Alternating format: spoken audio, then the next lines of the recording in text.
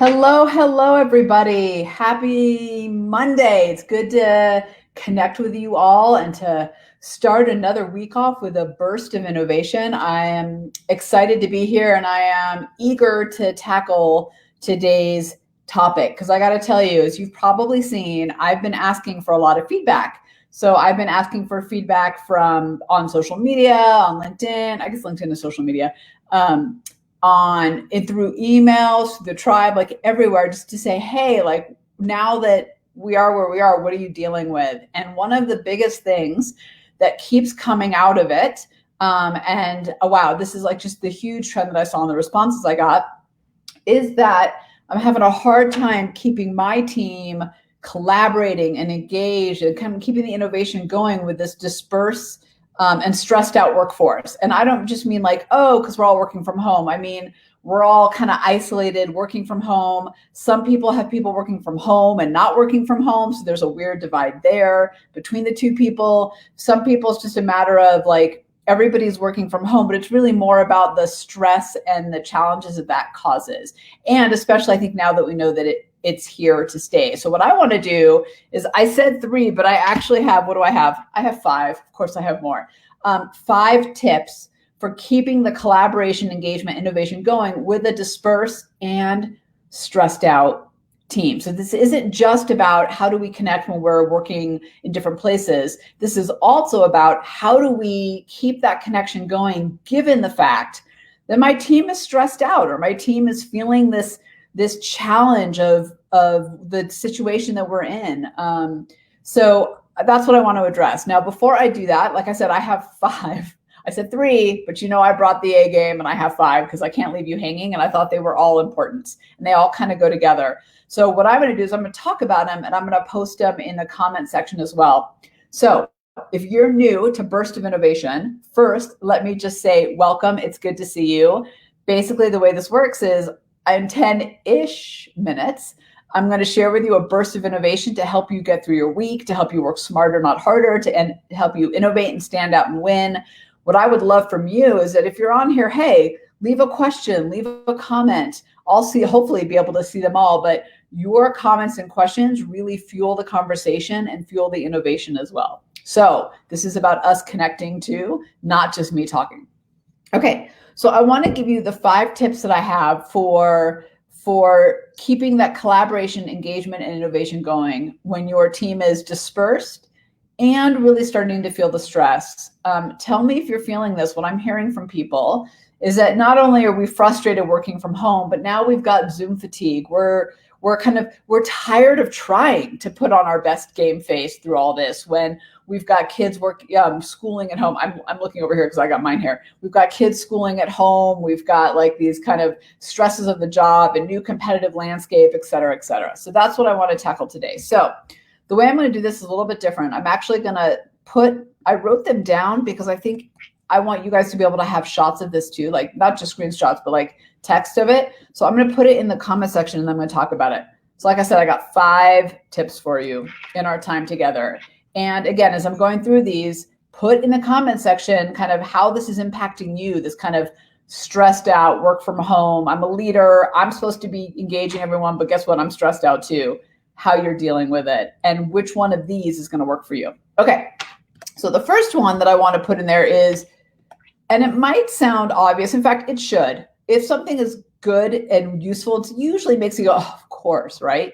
So the number 1 tip that I have for you is address the elephant, then the work. I think all too often when we're dealing with our teams, we try to dive into the work and kind of try to fix the elephants as we go. But the reality is, particularly when our teams are dispersed and stressed out and maybe not even on video, is we've got to back it up and we've got to take some time to address the elephant in the room and to say, hey, I know we're all stressed out. I know we're all struggling with this. Let's have a conversation about how we can make our connection stronger, how we can do it in a way that's better for all of us as we move forward. And again, I know this sounds obvious, but it's very powerful to do. I mean, imagine for a moment, your team have these big invisible elephants sitting on their shoulders. And that's all the stresses they're dealing with. And then we jump on and we expect work and focus and productivity and engagement on a virtual setting.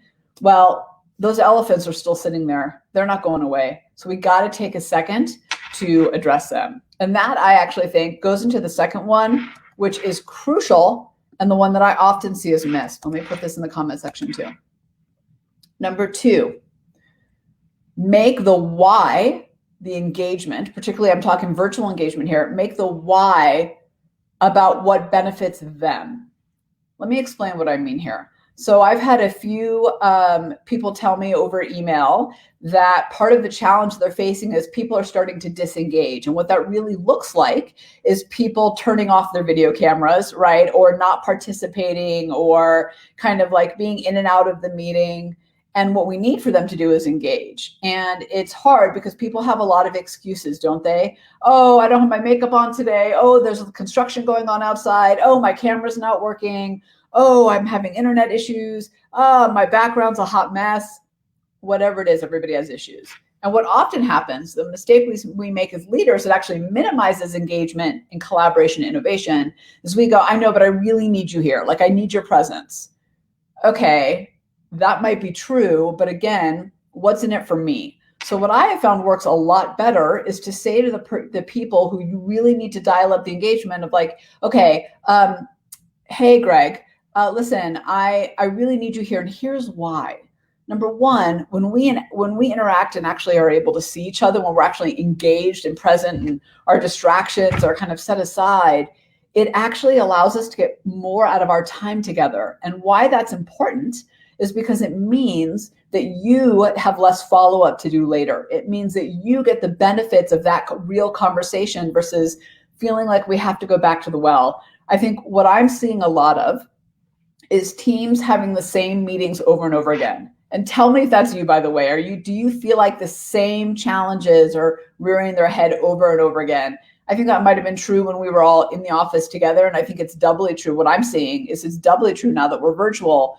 And the reason for that is people aren't engaged. But for me, the one maybe who you need to, for your team, who you need to dial up engagement, you need to help us understand, well, what's in it for us? Well, we'll get more out of our time together. This 1 hour will save you time on the back end. You'll get more of the answers you need to get your job faster and more efficiently. And we'll be able to minimize stress and keep connection going, which means we won't all feel so disparate and siloed and alone. So number 1 is address the elephant. But number 2 is, once you've done that and you want your team to come together and be engaged and collaborate, you've got to make them see what's in it for them. It's so simple. We so often make the mistake of saying what's in it for us. Hey, look, we need you there. We need the team engaged. So what? Like, I hate to say it, but so what? So make it about what's in it for them. And oftentimes that's very simple. It's less time on the back end. It's save you time and energy. It's you'll get the answers you need to move forward and not have to spin your wheels. You won't be so exhausted because you get more. Hold on. Oh, I love this. Okay, Mia just put this. I'm going to put this up here. What's worked for me recently are scheduling once a month video meetings, 30 to 40 minutes, the same, to make it fun and new and interesting data. Yeah, give them a reason to come. Oh my gosh, so that goes really well. I love that, Mia. Thank you for sharing that. I think your point about making interesting and fun is so important. We forget that. I have a client who sent everybody, I don't have one with me, darn it. So think of it as like a popsicle stick with a mask on it, but that mask was a picture of that person's best face. So anytime they were on, I don't have one, but just pretend this is a mask. Every time they were on the meeting, they were like feeling like, oh, I don't have my makeup done, I don't. They would just like pop up their little mask and use their like best face mask. It was just funny. It broke barriers. It made people a little more engaged. It was just absolutely hysterical. And then people would like wave them around to try to get attention if they had something to say. It was so good. But you get the point, right? You got to make it fun and funny. So here's the thing. Sometimes in business, we shy away from being fun. But fun, like that feeling of enjoyment and fun, actually opens up our sense of engagement, of collaboration, makes us more open to new ideas. So it's actually, from a business perspective, really important. Okay, so all that leads to number 3, which is, wait for it, how much do we want this? Have fewer meetings, but hold more working sessions and breakout sessions. I'm going to put this one on the screen because it's so important. Have fewer meetings, but hold more working sessions and breakout sessions. So one of the things I'm hearing from people is the reason the engagement's going down is because they feel like they're on Zoom or whatever system you use all day long. How many of you have that feeling of like, I just go from meeting to meeting to meeting, but I don't really feel like I accomplish anything? Well, I just worked with a team on this where we actually analyzed their schedule. We broke it down and we realized that about 50% of the meetings where there was check-ins, where people didn't feel like they actually had to engage. So really they were just there, and then we get frustrated because they're not engaged. Well, what's the point, right? It's not a working session. So have fewer meetings and have more working sessions, or create breakout groups inside those meetings where work actually gets done. So you would be amazed at how much more people get and how more engaged they are when there's actually breakout sessions involved. So I'll give you a quick story on this. In the Everyday Innovators Tribe, we just started doing breakout sessions as part of our jam sessions. We did it as a brainstorm first, and now we're going to incorporate it into the jam sessions. And here was what I found so interesting. This was my telltale sign that people were actually there and engaged. I think 90% of them were on video. Some had to be on audio because they were driving or like there was something else going on, but most everybody was on video. So I can tell them, come on back. It's time to come back. Nobody came back to me. Then when I click stop meeting or stop breakouts, and then they have like a minute, I think, to wrap it up before it actually comes back to the main session. Nobody came back until they were forced to. Now, you might think, Tamara, does that mean they don't like your stuff? No, it means they were so engaged with each other and having such a great conversation that they didn't need me, which is the best place to be. So if you want your team, your disparate team who's super stressed out, to be more engaged, hold more working sessions and fewer meetings.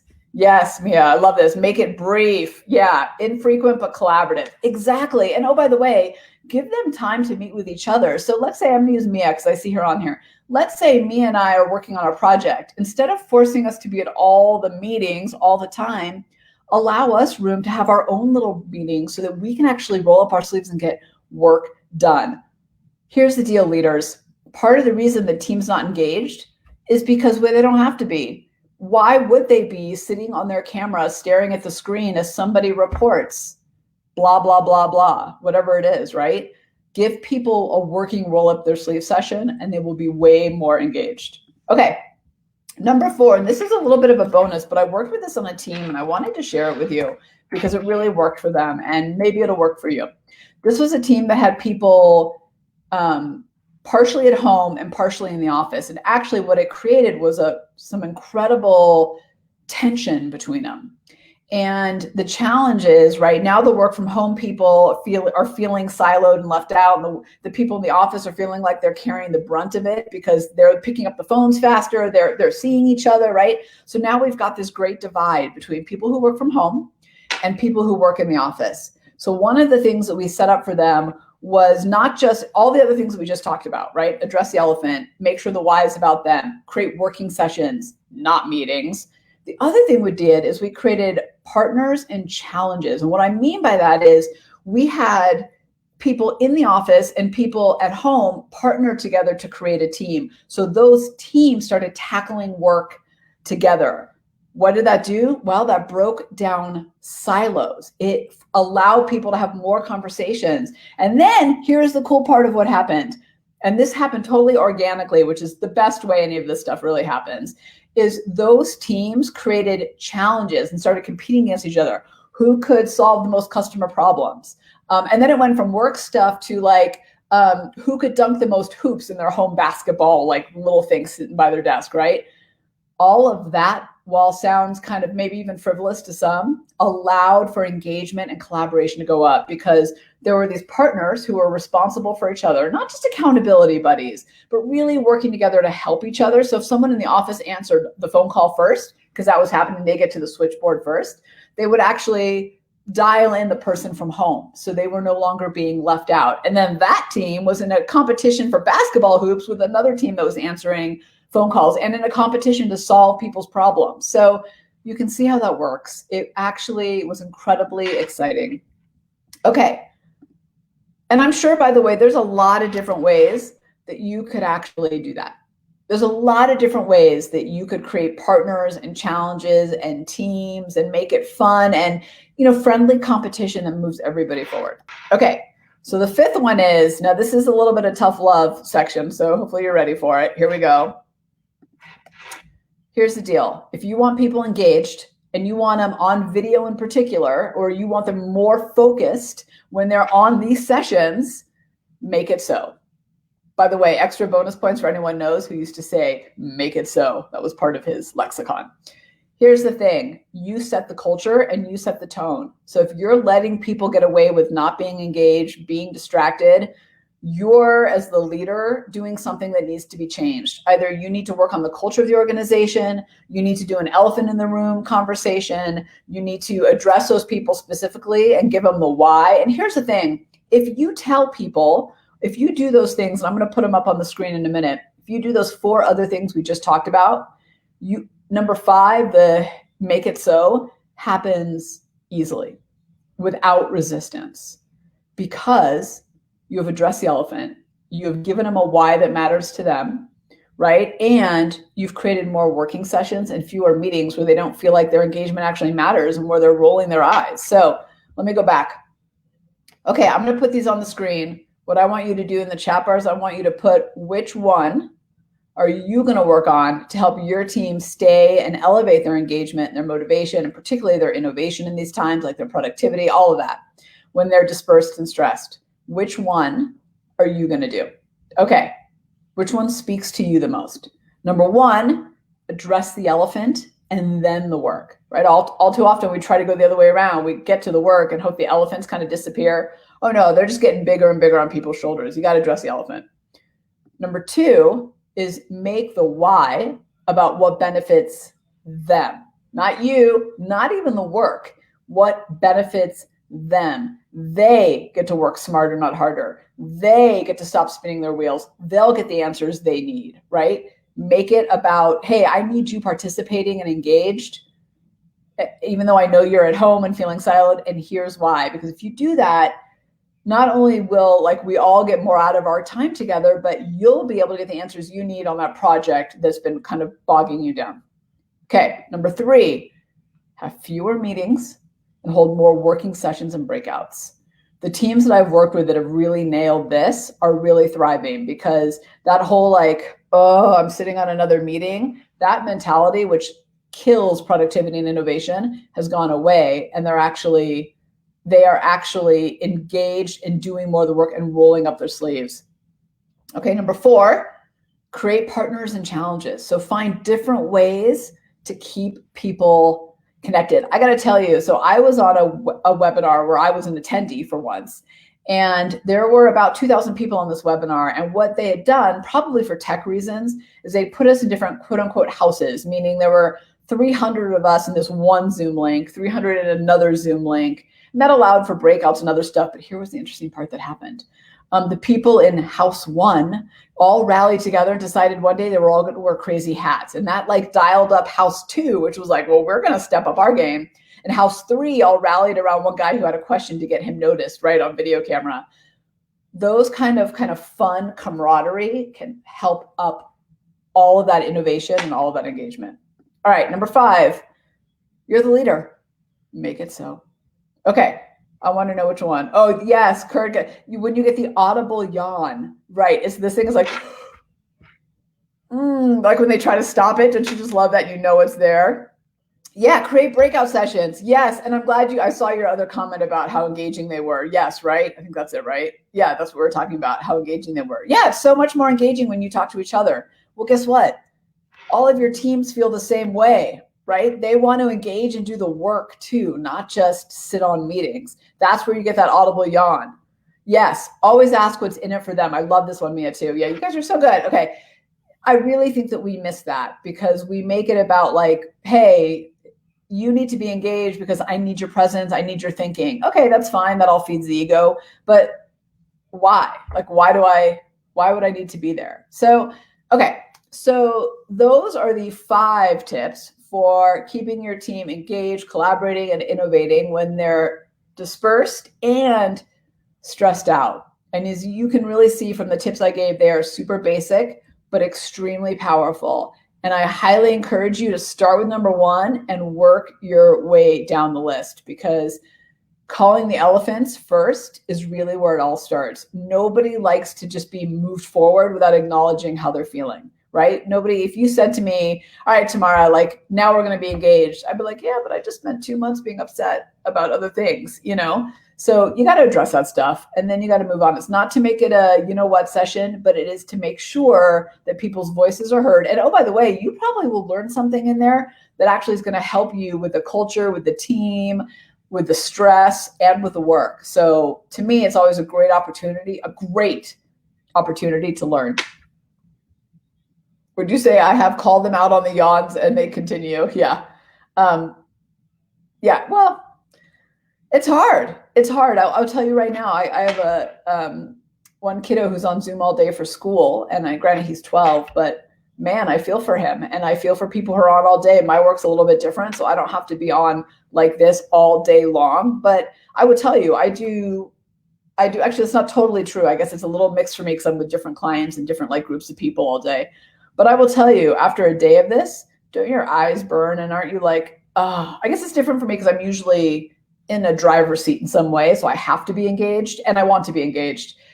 But when your team's not in the driver's seat all the time, that's why I love the working sessions, because I think it takes them out of the passenger seat and puts them in a driver's seat, at least for a few moments. And that feels really good and helps people stay engaged. Do you guys just see me turn my wheels as I was trying to figure out like how to, I was like, well, I do have Zoom fatigue actually at the end of the day. It's just different when you're in the driver's seat. And actually, I think that's the insight right there, is that put your people in the driver's seat and they'll be more engaged.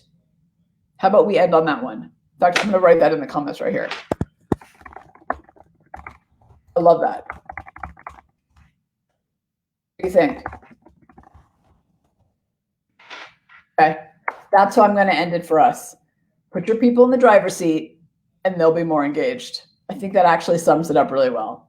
All right, everyone. Thank you for being here. I look forward to hearing more about what you do and how you implement it all, and the innovation and the incredible value that you bring to the table. I just want to remind you, if you're on the Facebook page, that you get into our group, our Leaders and Innovators group. The tribe is just closed up, so you can't join that again for a little while.